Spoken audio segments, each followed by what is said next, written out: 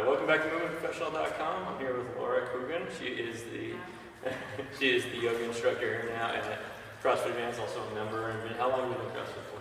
Probably a year and a half now. You love it, right? I do. It's fantastic.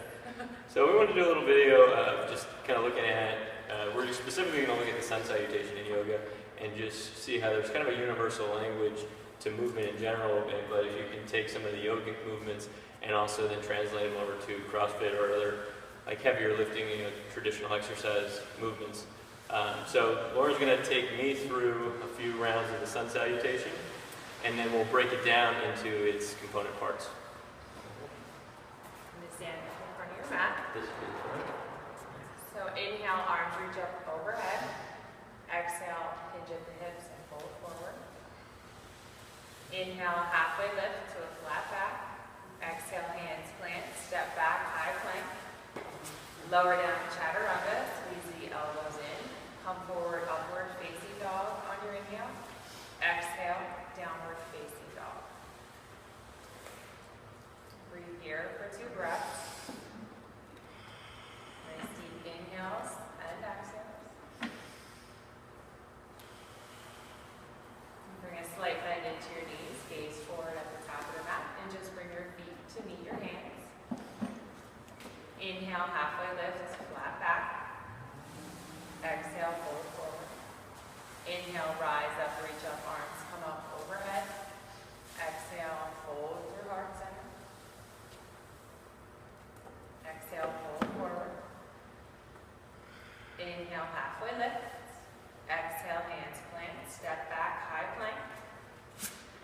Lower down chaturanga.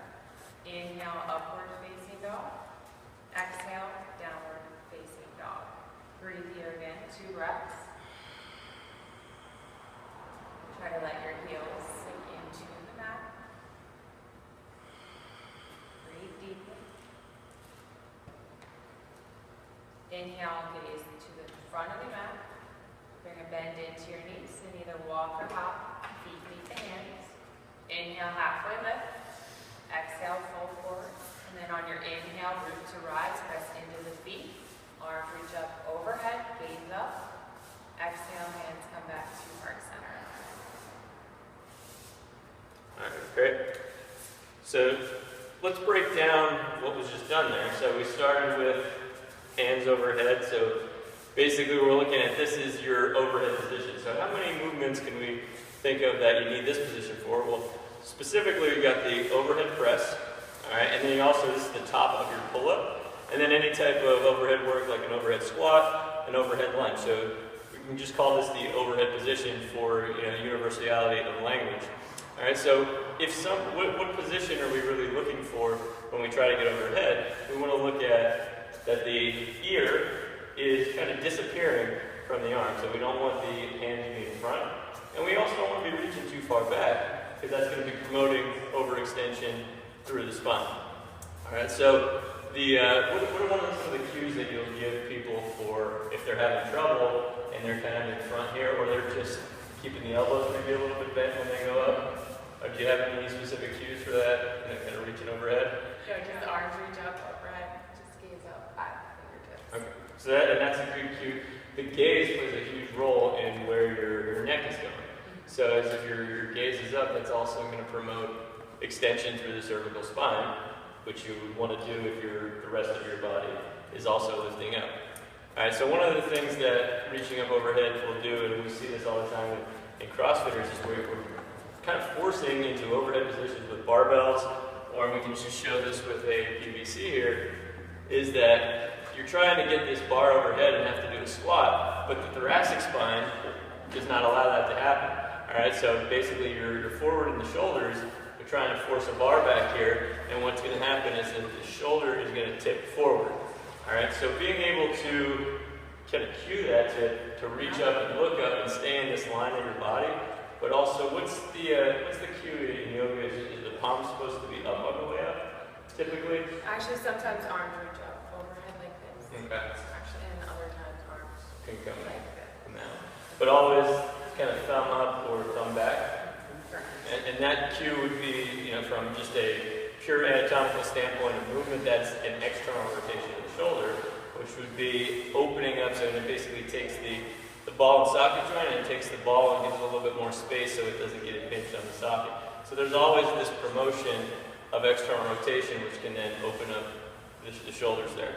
But if somebody is lacking thoracic extension, they're just not going to be able to, they'll do their best. And it's not harmful because when you're doing yoga, you're not loading in with weight overhead. So you're going to still be able to kind of create some range of motion in the shoulder, create a reaching, which may, over time, open up that thoracic spine. But that can be a major area to work on if there is a limitation in coming forward here. All right, if somebody, and I'm sure you see this, especially with the yogis, that there's people that are too mobile and that they're reaching way back. So do you see any common faults that you usually see in the back bend and just like the yoga extension? Like where do you feel like you have to cue people the most with that? Sometimes there is a mini back bend, but you kind of make sure your hips stay forward as you reach back. You would gaze back, so your legs stay strong and your hips stay, so you're tilting back. Is there a cue for tension in the belly? In the belly? You always want to keep the core engaged at all times. That's common, and really to relax your shoulders so that let them melt down your back. So it's a common place of tension in the body. So there is a little bit of a back bend that you're kind of looking for in this. Yes, but if you would, you're hinging, yes. But still trying to maintain strongly grounded in the feet and engaging the core and reaching back. Perfect. And one of the big differences that when you're doing yoga versus doing weighted exercise is that you're allowed to play around with range of motion a lot more. You can have the freedom to try to test out these different ranges. But the goal is not necessarily, and correct me if I'm wrong, to reach as far as possible. It's to start from the center, make sure that you're able to maintain your stability from the midline, and then play around with some different range of motion. So that you're still maintaining this kind of core to extremity type of movement. I think that's a good example there. It's like when you have a bar overhead with weight, you don't want to be leaning back. We don't want to be playing around with back bend with the bar overhead, but we can play around with making sure that we have this range of motion without losing this stability in through the midline. All right, so from there, we went into a forward fold, which is, I like to think just for universality of terms, a hip hinge.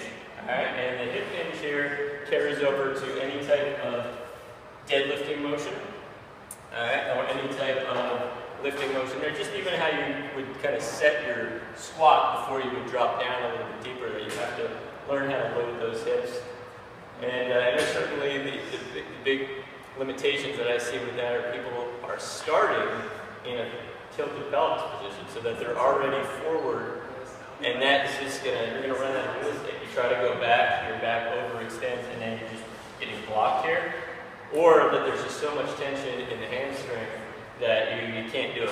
Someone asks you to go back and you don't have any real estate there, so you have to round to make room for yourself to get a little bit closer to the ground. So I'm sure those are some of the things that you'll see there. But just in the cueing of being able to reach the buttocks away from the head, you can start working on that. And I think it's, I know from my own practice with yoga, it was really hard for me to kind of say like, all right, I can't go all the way down. So I had to like back off because you just try to go down to the ground and you're just going to build bad patterns.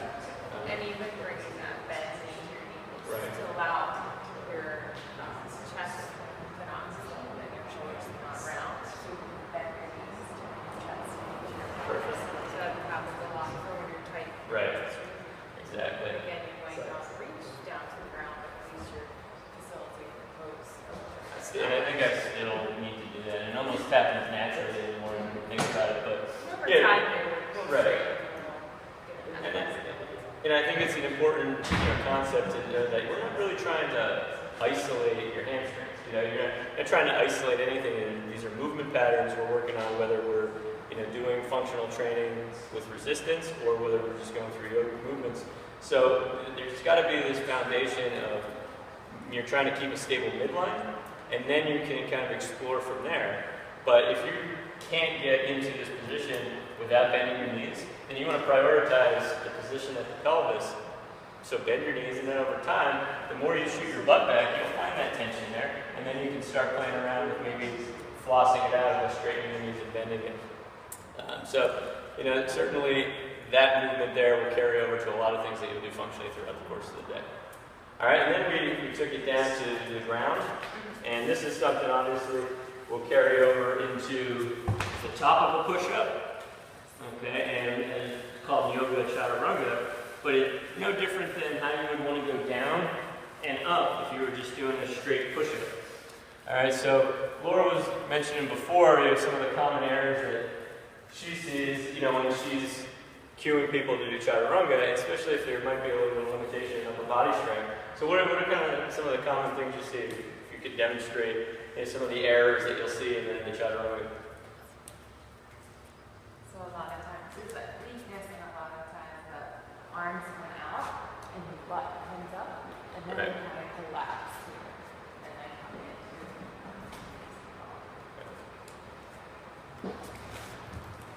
Exactly. So the elbows are going out. I think one of the best landmarks to look at for any type of push-up movement or chaturanga is that the elbows should kind of be facing back, right? Squeeze the elbows into your body.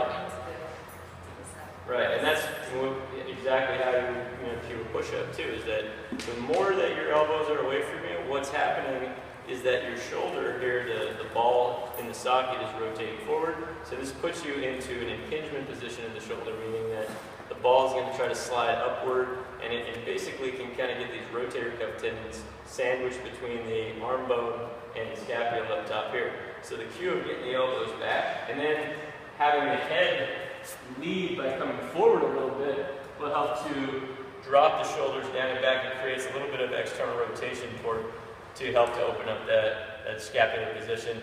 And just not only does it prevent injury, but it also just gets you stronger in a more stable and balanced position. Right? The other movement that we did was the downward dog, which is a very classic yoga pose, but it's a different version of the hip hinge, really.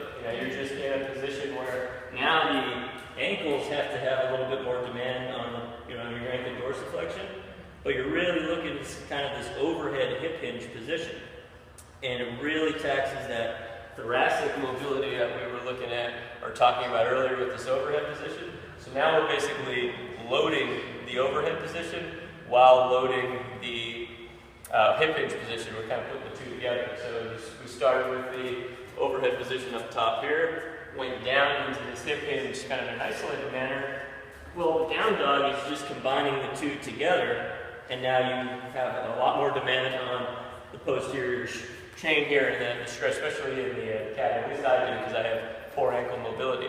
But it gives you a little bit more of an ankle stretch there, a little challenge.